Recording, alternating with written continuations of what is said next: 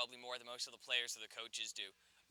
We know when we screw up, and more often than not, it's something that we want to try and fix, but we know that we can't make a makeup call or do anything like that. So it really bugs us, and it's hard to try and get across to fans and especially to players and coaches that sometimes we make mistakes and we work hard to make sure that we don't, but they happen. We're human too.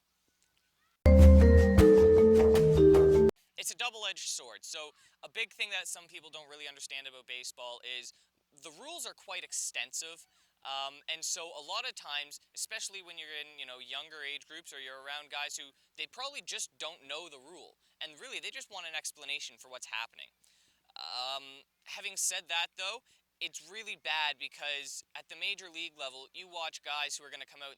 The umpires know the rules, the players know the rules, the managers know the rules at that level. But everything that's watched on TV happens on those minor fields, and that's where the issue really comes into play. I don't mind having a coach come out and argue and yell in my face anymore, but when I was 14, 15 years old, there was no way that I was actually able to deal with that or handle that as I should have. One of the best things to do, honestly, is just laugh. Guys don't know what to do. They are looking for you to give them a reaction. They're looking to try and, get under your skin. So if you just show them that, it doesn't bother you that they think that they're under your skin, and it doesn't bother you that they think you're calling a bad game, more often than not, I've found that that's actually led to less or creating fewer issues. As well, it's always useful to have that ejection, in my back pocket, but I try not to use it.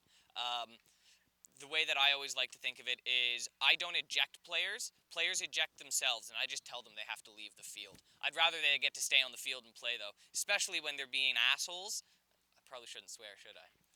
Especially when they're being assholes, because more often than not, that means I get to be a bit of an asshole back, and that's when I can really have some fun. Ejections.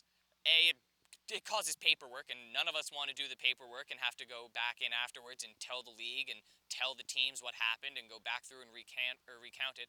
But as well, too, ejections always just put this, atmosphere over a game that all of a sudden the umpire feels like he's in complete control. The umpire's doing everything his own way.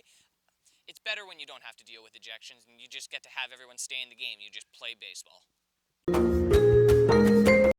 Strike three, behind the plate. Just getting to ring a guy up and, getting to go through whatever your third strike mechanic is, it feels good every time you do it. Don't give up on it after those first couple of weeks and a coach yells at you because you're out of position or you've missed a call or something stupid like that has happened. We see it happen in the major leagues all the time. Guys are still out of position and making mistakes. Guys are still getting calls at first base wrong. So don't feel bad that in your first, second, 7th, 10th year you're getting things wrong, because the pros are still doing it too.